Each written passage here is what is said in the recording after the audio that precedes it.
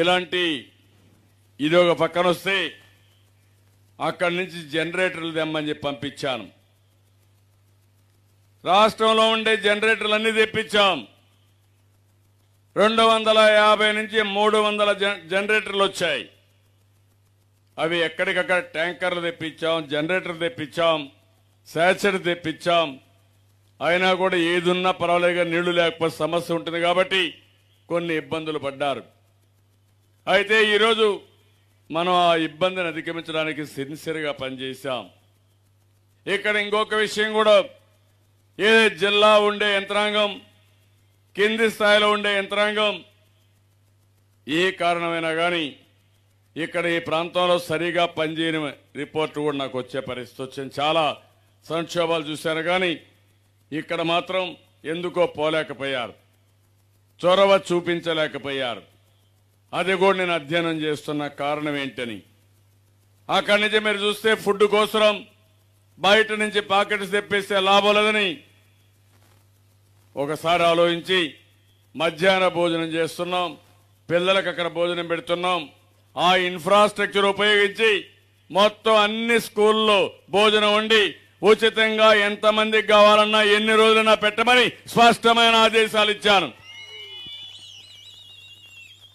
దీనివల్ల ఓసారి ధైర్యం వస్తుంది. బిగినింగ్ లో మొదటి రోజుల్లో ఎవరికి ఎక్కడా ఇబ్బంది లేకుండా చేయాలని ఈ కార్యక్రమానికి శ్రీకారం చుట్టాం.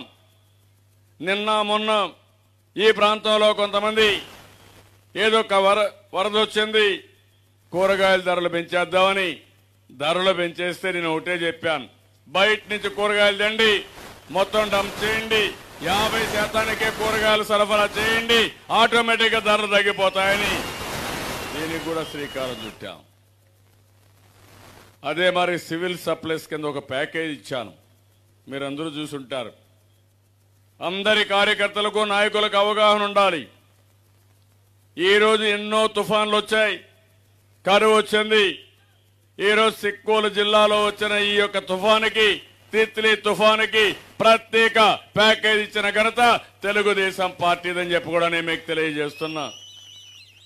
ఎవరైతే మత్స్యకారులుంటే 50 కేజీలు, మిగిలిన వాళ్ళకి 25 కేజీలు, 1 కేజీ పప్పు ధాన్యం, ఇంకో పక్కన 1 కేజీ ఏవైతే మన బంగాళాదుంపలు, 1 కేజీ ఉల్లిపాయలు, 1 లీటర్ పామాయిల్, 1/2 కేజీ చక్కెర, ఇవన్నీ ఒక ప్యాకేజీ కింద ఇచ్చాం. మనకుండే వ్యవస్థలో నాకు చాలా ఆనందంగా ఉంది. ఈ రోజుటికి మొత్తం ఫేర్ ప్రైస్ షాపులకు అన్నిటికీ పంపించి 75%, 80% పూర్తిగా అన్ని కూడా డిస్ట్రిబ్యూట్ చేసిన ఘనత మన ప్రభుత్వాన్ని చెప్పి కూడా నేను మీకు తెలియజేస్తున్నా. కొన్ని గ్రామాల్లో బెనిఫిషరీస్ లేకపోయిన దగ్గర తప్ప ఇక్కడ అందరికి ఇచ్చాం.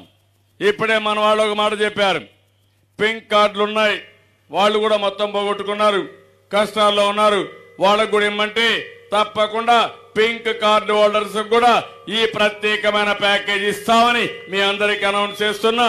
అది కూడా ఈరోజు ఇన్స్ట్రక్షన్స్ ఇస్తాను ఈ మీటింగ్ అయిన తర్వాత. ఈరోజు చేసిన తర్వాత మీరు ఒకసారి చూస్తే ఈరోజు రేపటికి డ్రింకింగ్ వాటర్ సమస్య పరిష్కారం అవుతుంది. ఎక్కడికక్కడ కరెంట్ వచ్చిన తర్వాత కరెంటుతో కనెక్షన్ ఇస్తున్నాం. మిగిలిన జనరేటర్లు తీసుకుపోయి ఎక్కడైతే కరెంటు లేదో అక్కడ పెడుతున్నాం. ఉదయం పూట ఎక్కడికక్కడ నీళ్లు దూరుతున్నాం మన స్కీమ్స్ అన్ని. సాయంత్రం గ్రామంలో స్ట్రీట్ లైట్స్ కనెక్షన్ ఇవ్వమని స్పష్టమైన ఆదేశాలు ఇచ్చాను. కార్యకర్తలు కూడా మీరు చొరవ తీసుకోవాలి. నేను ఈ విషయాలన్నీ పబ్లిక్ లో చెప్పాను. ఇప్పుడు మీ అందరికీ చెప్తున్నానంటే మీ అందరూ కూడా వివిధ స్థాయిల్లో నాయకత్వం ఇవ్వాలి. మనం వైఎస్ఆర్ కాంగ్రెస్ మారిగా రౌడీజం చేసి నేరాలు చేసి ప్రజలకు అన్యాయం చేయడానికి సిద్ధంగా లేము. మన బాధ్యత సేవాభావంతో పనిచేయడం. ఏ రాజకీయ పార్టీ అయినా కావచ్చు, వరద బాధితులు వరద బాధితులే, తుఫాన్లో బాధపడినవాడు తుఫాను బాధితుడే. అతనికి మనం మన సహాయాన్ని అందించాల్సిన అవసరం ఉంది. ఎప్పుడు కూడా ప్రజలకు ప్రభుత్వానికి వారధులు మీరు, తెలుగుదేశం పార్టీకి సైన్యం మీరు.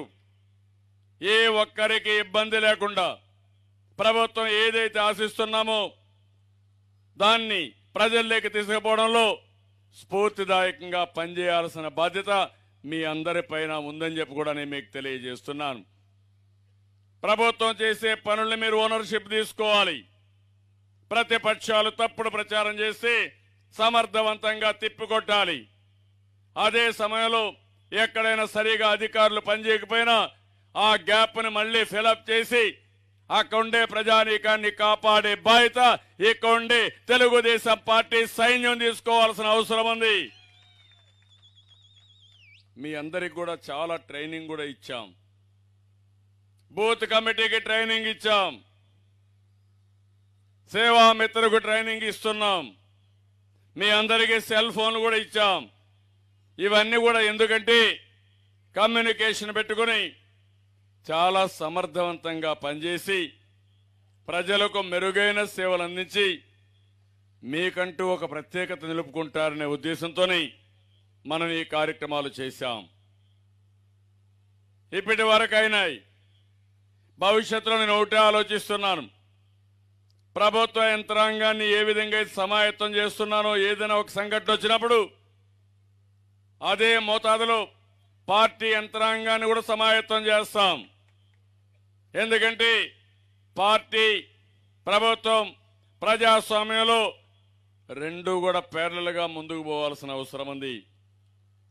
ప్రభుత్వ యంత్రాంగం బాగా పనిచేసి పార్టీ యంత్రాంగం సరిగా పనిచేయకపోతే ప్రజల్ని మొబిలైజ్ చేయడంలో మనం ఫెయిల్ అవుతాం. పార్టీ యంత్రాంగం బాగా పనిచేసి అసలు ప్రభుత్వ యంత్రాంగం మొండికేస్తే మొత్తం మనం అనుకున్న లక్ష్యం నెరవేరదు. అందుకే రెండు కూడా సమాంతరంగా తీసుకెళ్ళాలి, స్ఫూర్తిదాయకంగా తీసుకెళ్ళాలి. ఎక్కడికక్కడ సమర్థవంతమైన నాయకత్వాన్ని రూపొందించుకోవాలి. నేను అమరావతి నుంచి ఒక పిలిపిస్తే మారుమూలుండే బూత్ కమిటీ కానీ సేవామిత్ర పరిధిలో స్పాంటేనియస్ గా 1 గంటలో అనుకున్న పని చేసే శక్తి ఈ తెలుగుదేశం పార్టీకి రావాలి. రావడమే కాదు, మళ్ళీ తిరిగి చెప్పే పరిస్థితి కూడా రావాలి మీ అందరికీ.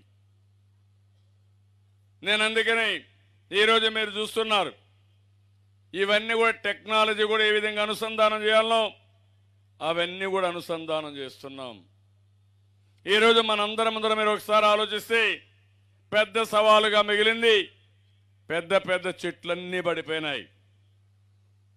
ముందు ప్రథమ కర్తవ్యంగా రోడ్డు పక్కన ఉండే చెట్లు కానీ గ్రామాల్లో ఉండే చెట్లు కానీ మొత్తం కట్ చేసి తీసేస్తున్నాం. అదే సమయంలో డెబ్రీస్ అంతా కూడా తీసేస్తున్నాం.